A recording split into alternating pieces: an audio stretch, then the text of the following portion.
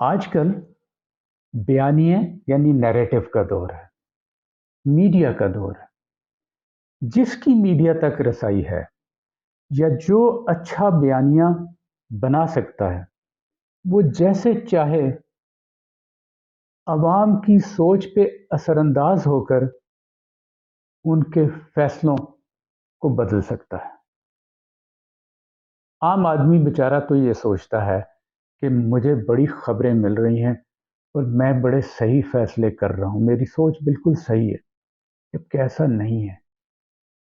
آپ اکثر انتہائی نیک نیتی کے ساتھ بہت غلط فیصلے کرتے ہیں، جس کا نقصان نہ صرف ملک کو ہوتا ہے بلکہ ہمارے آپس کے بھائی چارے اور دوستیاں بھی اس کی زد میں آ جاتی ہیں۔ اس پہ خیر ہم بعد میں بات کریں گے، لیکن آج میں آپ کی توجہ ایک خاص بیانیے کی طرف دلانا چاہتا ہوں، اور وہ ہے معیشت کا بیانیہ۔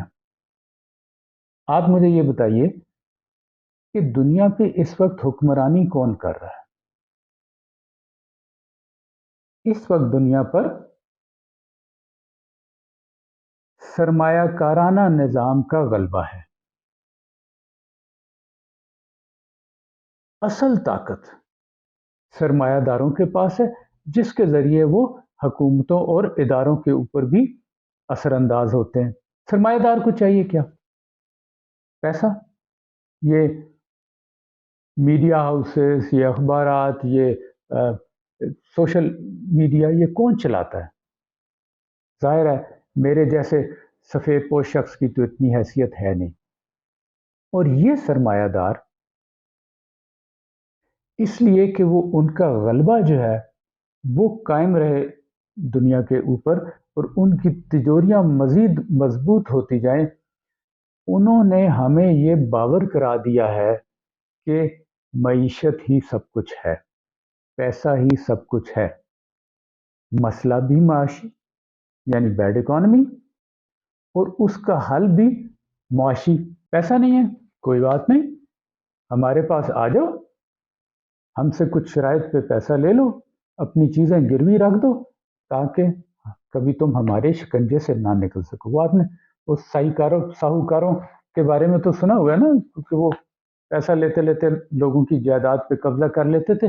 یہ ماڈرن ساہوکاری نظام ہے جس میں عالمی ادارے بنائے ہوئے ہیں، جن کا کام یہ ہے کہ وہ آپ کو قرض کی سہولت مہیا کر کر آپ کو بھیک کی عادت ڈال کے اور ان سرمایہ داروں کے زیر تسلط رکھیں آپ کو۔ اور ظاہر ہے کہ عام آدمی کے دل کو تو یہ بات لگتی ہے، عام آدمی کو تو پیسہ چاہیے اس کی ضروریات کو پوری کرنے کے لیے، اس کو یہ لمبی چوڑی گیم کی سمجھ نہیں آتی۔ اور اس معاملے کے اوپر لیڈران چاہے اپوزیشن میں ہو چاہے حکومت میں ہو، یہ سب ایک ہیں، یہ آپ کو اصل معاملات سے دور رکھنے کی کوشش کرتے ہیں اور ان معاملات میں الجھائے رکھتے ہیں تاکہ آپ کی توجہ اصل باتوں سے ہٹ جائے۔ ٹی وی کی مثال آپ کے سامنے، سارا دن صبح شام ایک ہی بات ہوتی رہتی ہے۔ آپ کو مختلف اعداد و شمار سے حکومتی حضرات بھی، اپوزیشن کے حضرات بھی، اور پھر سو کالڈ ایکسپرٹس جو ہیں ہمارے، وہ بھی سمجھانے کی کوشش کرتے ہیں کہ اصل میں ہو کیا رہا ہے، لیکن یہ اعداد و شمار جو ہے یہ آپ کو صحیح صورتحال نہیں بتاتے۔ مثلا آپ یہ دیکھیے پچھلے دنوں بہت چرچا تھا، ظاہر ہے انڈیا تو کرے گا لیکن ہم لوگ بھی جو ہے اس کو بہت ہم نے عوام میں عام کیا کہ انڈیا جو ہے وہ معاشی طور پہ یعنی جی ڈی پی کے لحاظ سے گراس ڈومیسٹک پروڈکٹ، ایک آپ کا معاشی صحت کو ماپنے کا ذریعہ ہے، پیمانہ ہے۔ انڈیا جی ڈی پی کے لحاظ سے دنیا کا 5واں بڑا ملک بن گیا ہے، برطانیہ کو بھی پیچھے چھوڑ دیا۔ اب اگر میں آپ کو یہ کہوں کہ انڈیا جی ڈی پی ہی کے لحاظ سے دنیا میں 127ویں نمبر پر ہے، تو آپ میری ذہنی حالت پر شک کریں، جبکہ حقیقت یہی ہے۔ یعنی ایک جی ڈی پی، جس کو آپ نامنل جی ڈی پی کہتے ہیں، اس کے لحاظ سے انڈیا 5ویں نمبر پہ، جبکہ دوسرا جی ڈی پی جس کو آپ پرچیزنگ پاور پیرٹی یعنی قوت خرید کے نام سے جانتے ہیں، اس کے لحاظ سے انڈیا 127ویں نمبر پر ہے۔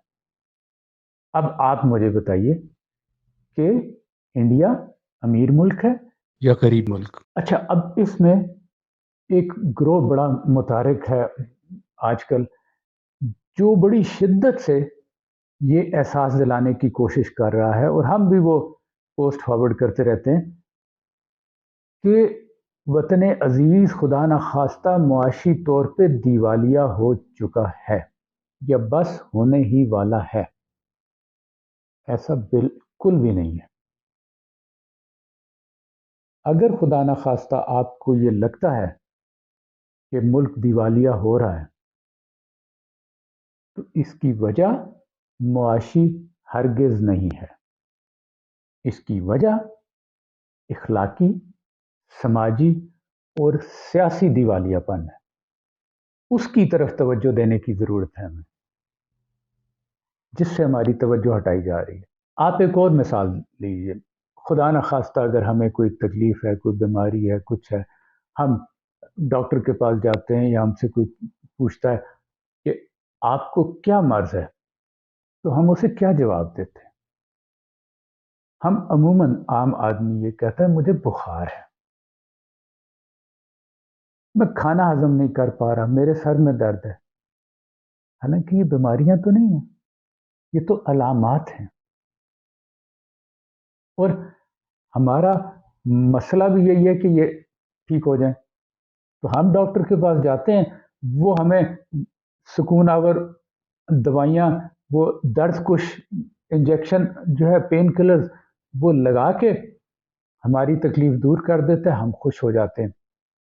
اور جو ڈاکٹر ہمیں یہ کہہ دے کہ اس میں وقت لگے گا، دیر لگے گی یہ ٹھیک ہونے میں، ہم اس کے پاس نہیں جاتے۔ اصل ڈاکٹر وہ ہے جو آپ کے اصل مرض کی تشخیص کرے اور اس کا علاج کرے، چاہے اس میں وقتی طور پہ زیادہ تکلیف ہو، چاہے اس میں دیر لگے۔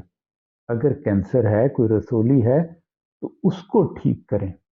درد دبانے سے مسئلہ حل نہیں ہوگا، علامات پہ کام کرنے سے اصل بیماری وہیں رہے گی اور وقت کے ساتھ ساتھ بڑھتی جائے گی، اور خدا نخواستہ ایک وقت آئے گا جب آپ کو بڑا آپریشن کرنا پڑے گا یا مرض لا علاج ہو جائے گا۔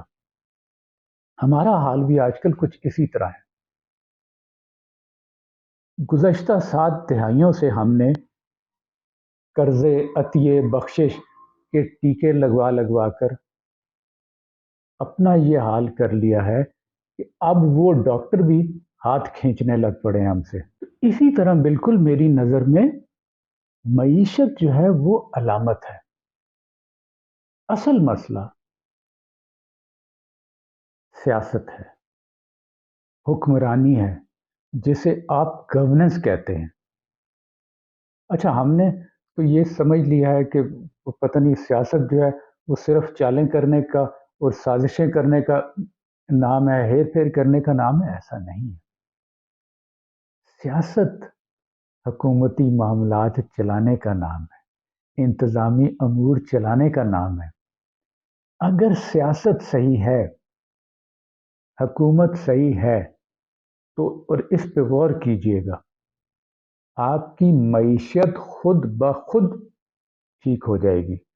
آپ کو کسی گورے، کالے، نیلے، پیلے IMF، ورلڈ بینک کے ماہر کی ضرورت نہیں پڑے گی۔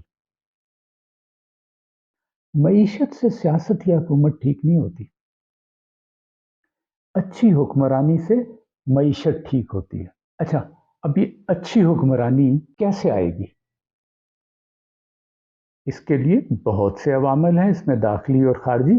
آپ کو بڑے بڑے ماہرین جو ہیں اس پہ لمبے لمبے نظریے اور تھیوریز بتائیں گے۔ میری نظر میں 2 بنیادی باتیں ہیں۔ इनका होना ज़रूरी है। एक सियासी इस्तेहकाम, दूसरा अच्छी क़यादत। और जब मैं अच्छी क़यादत की बात करता हूँ तो मेरा मतलब उन लोगों से है जिनमें सलाहियत है और जो मुखलिस है। कभी आपने ये सुना है कि IMF ने कहा हो कि जी हम इस मुल्क को कर्जा नहीं देते क्योंकि यहाँ पे हुक्मरान जो है वो नालायक है या करप्ट है, बदनवान है। बल्कि ऐसे लोगों को तो वो ज़्यादा कर्जे देते हैं क्योंकि इनसे वो अपनी शराइत आसानी से मनवा लेते हैं।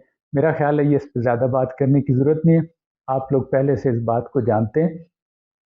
तो इसलिए जब कोई मईशत का रोना ज़्यादा रो रहा हो और सियासी समाजी मसाइल से पहलू तही कर रहा हो तो ये समझ जाइए कि वो आपका मुखलिस नहीं है। अच्छी क़यादत कैसे आएगी, हुक्मरानी कैसे बेहतर होगी, ये एक और बहस है जिसको इंशाअल्लाह हम अपनी अगली नशस्त में करेंगे। तब तक के लिए अल्लाह निगहबान।